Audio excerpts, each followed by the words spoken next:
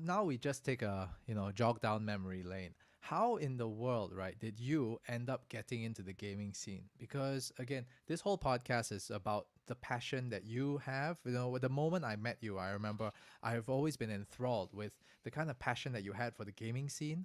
If I were to ask you anything about P&L or maybe events, you'd be like, yeah, it's kind of okay, it's pretty interesting. But when you talk about games, all of a sudden you're just everything lights up.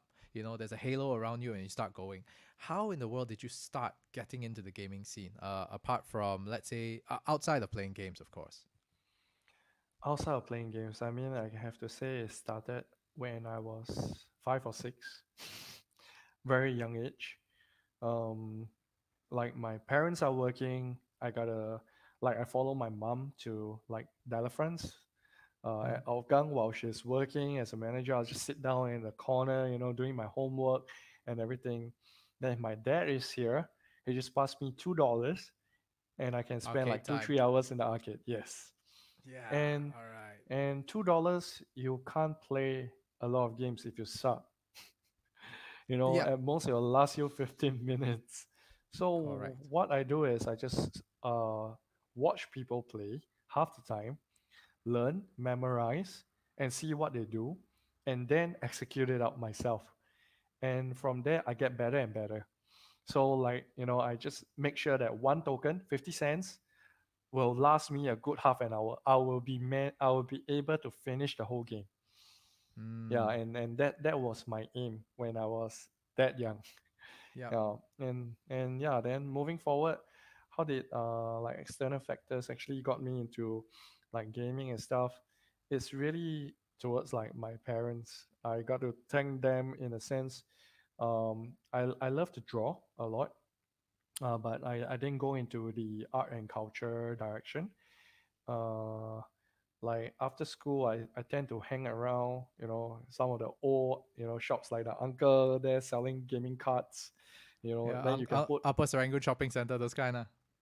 correct. Then like you put 50 Alim, cent, Alim. then you scroll, and then you squeeze out, small little toys in the capsules. Uh-huh. Yeah, then you over there, some of the shops they do have consoles, and you have like a group of kids, just a group of us. We just go there and watch. Then it's like winner in, loser out, right? It's like free Yep. play testing. So you try to play as good as you can.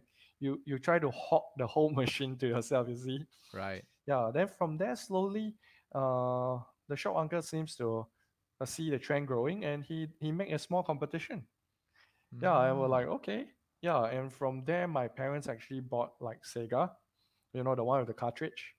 Yep, yep. Then yeah, so The Mega I Drive, don't really 8-bit. hang out. Yes, Or correct. 16-bit, sorry. Yes, so I don't really hang out at the shop anymore, but I now invite my friends to come to my place, Ah.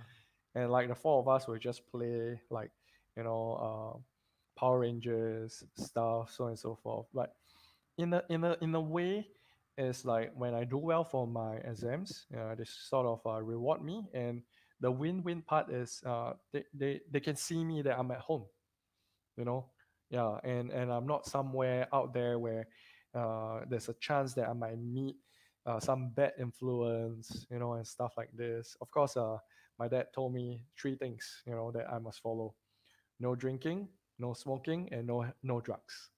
Yeah, and Mm. so far this works for me. Yeah, Right. and he gives me the free will, to hang out and stuff, as long as I tell him what I'm doing. I'm following that three simple steps, and it's all good because a lot of my friends do smoke when I was 11 and 12. Whoops. Yeah, 16 or 18 is the legal age, right? But yeah, Yep. a lot of them, like in secondary schools, even sec 1, they're already smoking, doing all sorts of nonsense. But looking back, yeah, this is some of the things that led me down. Like I start to see that I'm pretty good in it, and from there, like playing games like Half-Life. Yeah, Mm. if you do play the first version of Half-Life, it's not just a run and gun shoot kind of a tactical shooter. It requires you to solve certain puzzles. Requires you to find ways and location to get from A to B without dying or Mm. trying to avoid some of the monsters. Like You don't have to fight everybody, and what are the shortcuts can you take? And when Half-Life 2 came out, they put so much puzzle into the game. Like you have to weigh, you have to equal out like the weighing machine before this, sort of things start opening up. Then the door will start opening. How do you find the password? How do you get to A to B? And I refuse to watch online tutorials. I'm like, no, I can solve this, even though I spent extra 2 hours, just like, wait, what have I missed out? You see, and indirectly, as the year goes, when I go to school and everything and projects, I start to see that it actually helps me to think out of the box. Lazy people tend to find the easiest way, right? Yeah, but it's also, you will try to find the smartest way that you can get from point A to point B to get things done, and to also communicate, negotiate with your fellow group mates. Hey, you do this. Hey, you do that.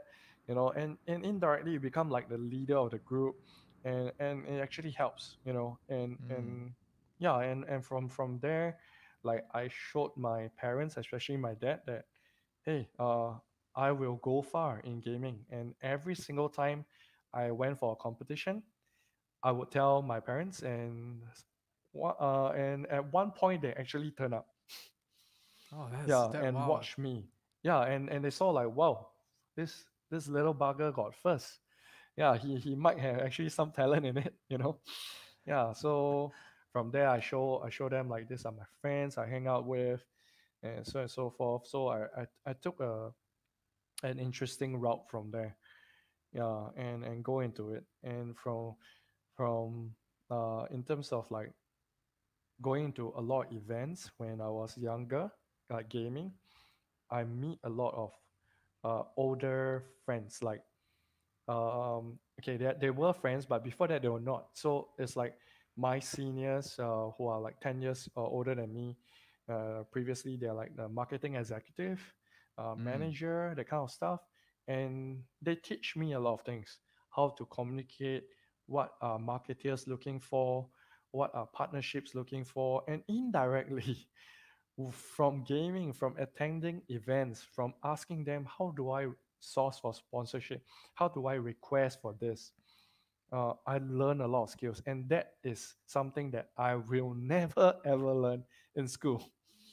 I will never, never, ever get that sort of uh, uh, uh, knowledge, yeah, and A- guidance. Yeah. and how did all of this, right? Eventually I'm hearing all of this, and somehow or other, it's molded your entire career to where you are right now. So, like what you say, I stuck my foot in it. I wanted to really just stick around gaming, and that's why initially you say I was part of like Battle Royale, and that is a volunteer work, and why that is because part of the reason is I still want to be close to gaming, Mm. and also give back a little bit to some of the younger ones who ask for help and they want to learn how to do this, how to do that. And along the way, I went to a couple of jobs like Safra. It's Mm. it's non-gaming. It's just events, customer service here and there. But yet on the sideline, I'm doing Battle Royale.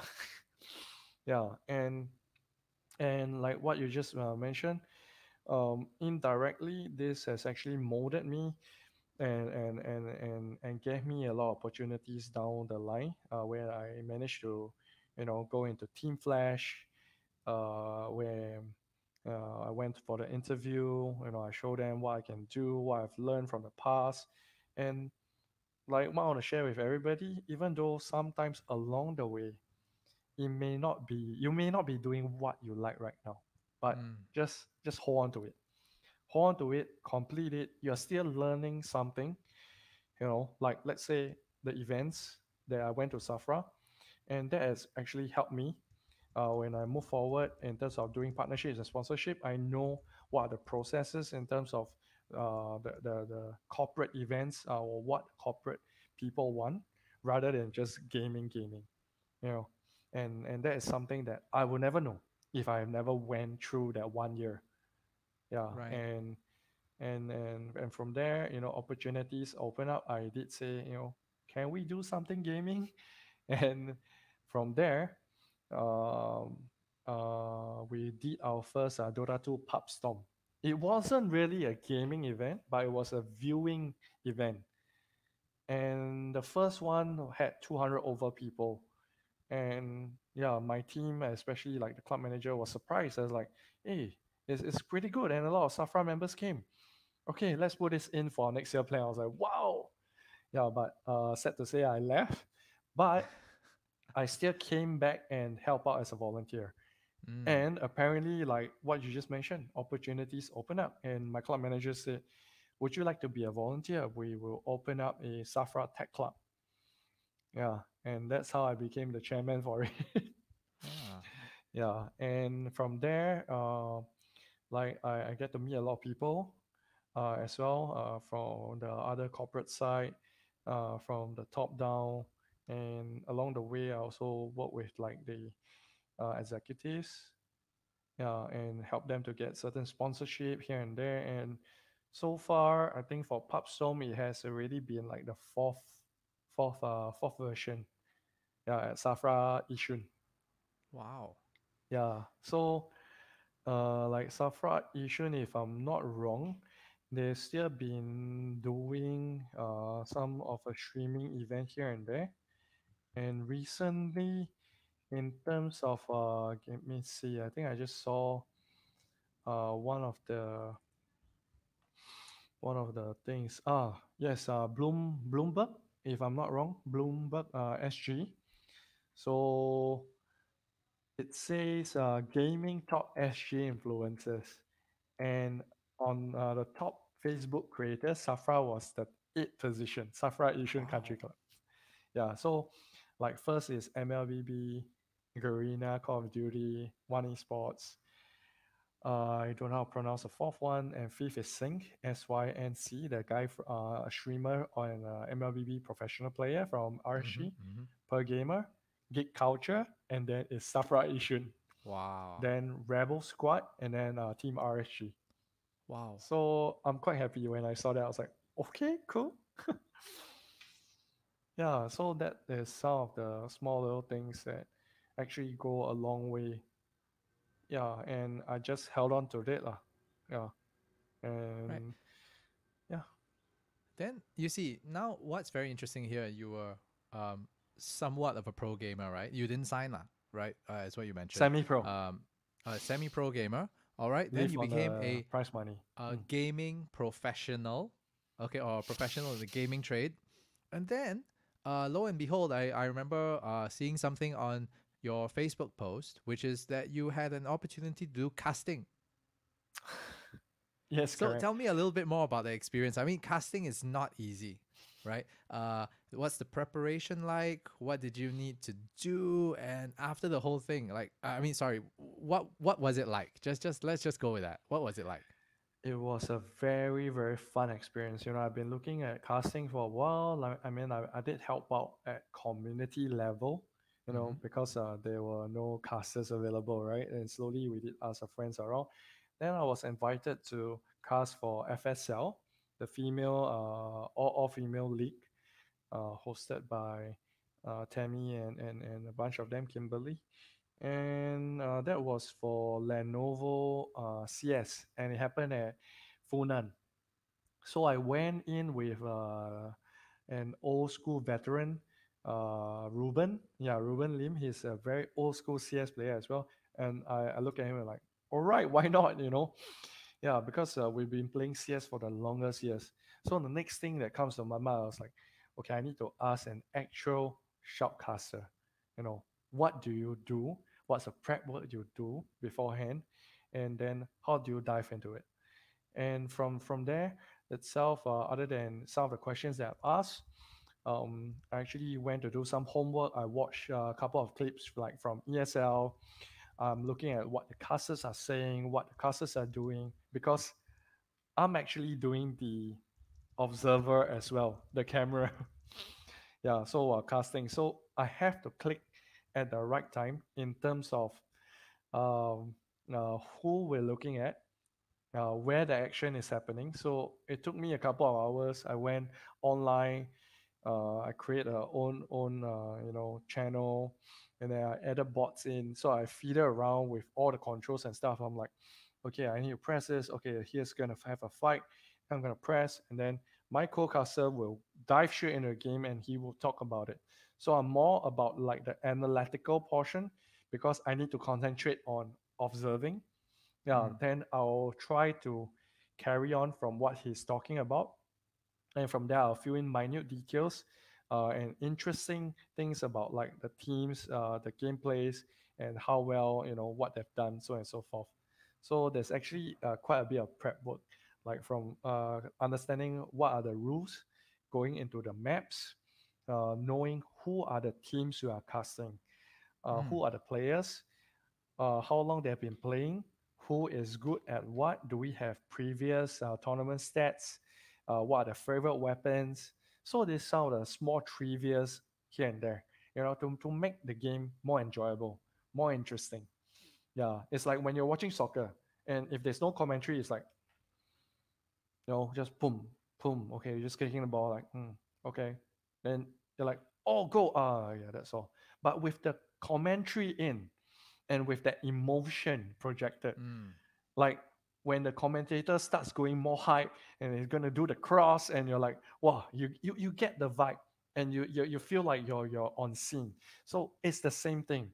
We gotta bring like the excitement, and that's why sometimes I start to understand like why some of the casters are so sought after, because of their personality and because of how well they, you know, break the game down, into a layman's term where Mm. everyone will understand. Like, that's what it means, and that's what the caster's job is about, to really describe and bring out the beauty of the game, and let people who don't understand, or maybe certain things happen too fast, and the casters caught it, and then they break it down step by step, play by play, and that's what makes the game actually more interesting, and the caster's job is really important.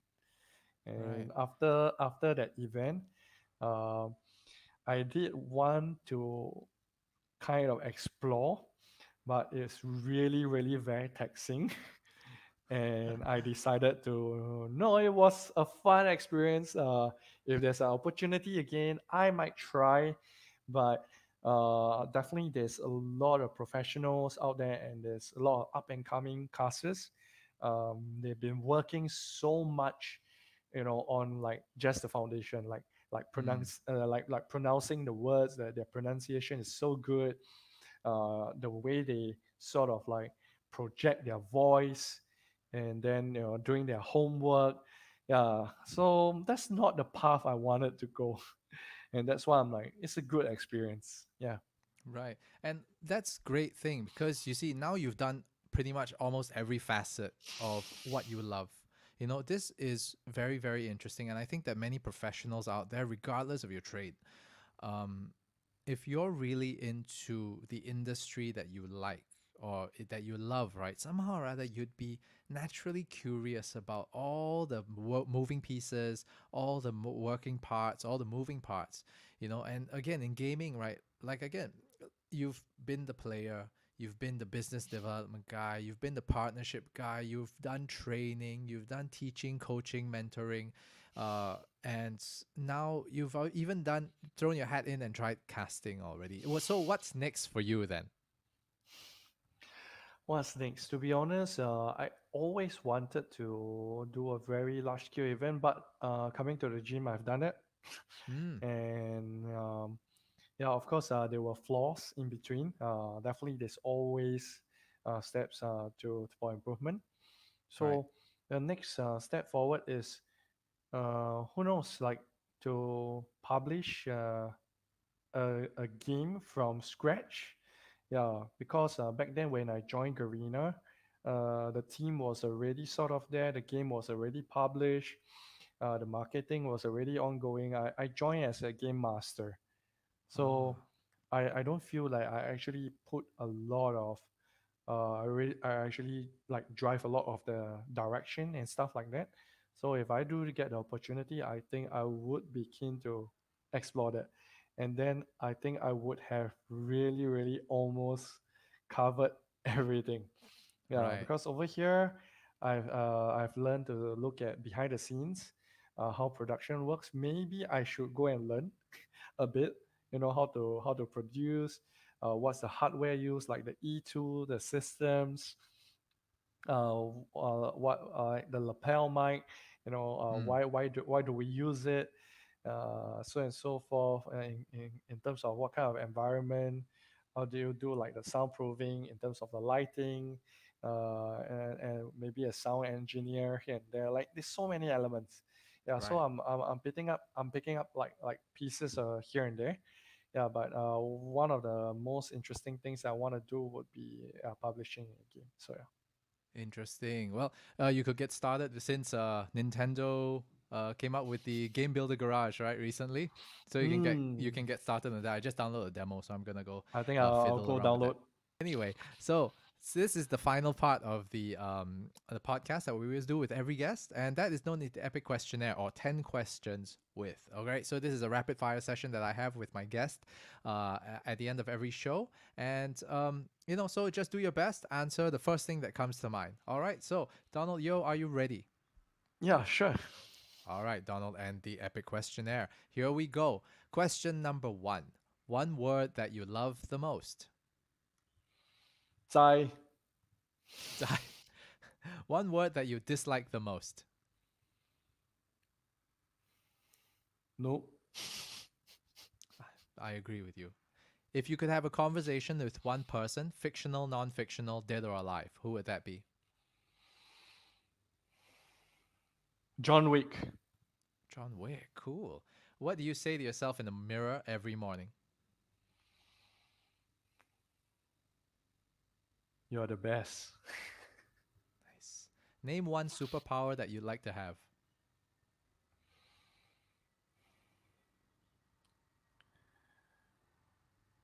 Wow, this is tough. Okay, I had that before. Okay, unlimited amount of money. Done. Okay. Favorite dish to eat? Fried chicken. Favorite travel spot or the next travel spot that you'd like to go to when borders open up? Korea. Korea. Korea. North or south? South. Okay, just checking. Something in the arts that you've always wanted to do but yet to do so. Finishing my portrait for my wife. I drew her face. Yeah. If you go to Well, my LinkedIn, you can actually I see saw it. a, yeah, that. So I actually drew one, and it's hidden somewhere right now. Very nice. All right, question number 9. What does retirement look like to you? Gaming, eat, sleep, exercising, repeat. Nice. And how do you want to be remembered? What's your legacy? Helping people. All right, short, sharp, simple, and sweet. All right, so ladies and gentlemen, thank you so much for joining Donald and myself on this week's episode of the Epic Podcast. Now, once again, if you've made it this far, thank you so much.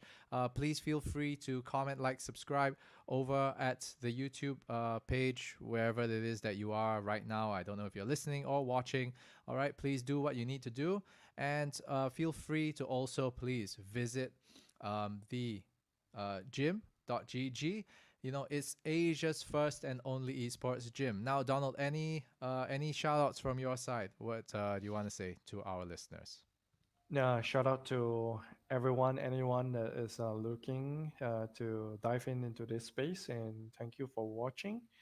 And hopefully, the dream of one day everyone coming to work together without uh, having any political, sites will come true someday. All right, world peace. Now, ladies and gentlemen, thanks so much. This is me and, of course, Donald from the gym.gg. And that's the end of this week's episode. Ladies and gentlemen, peace.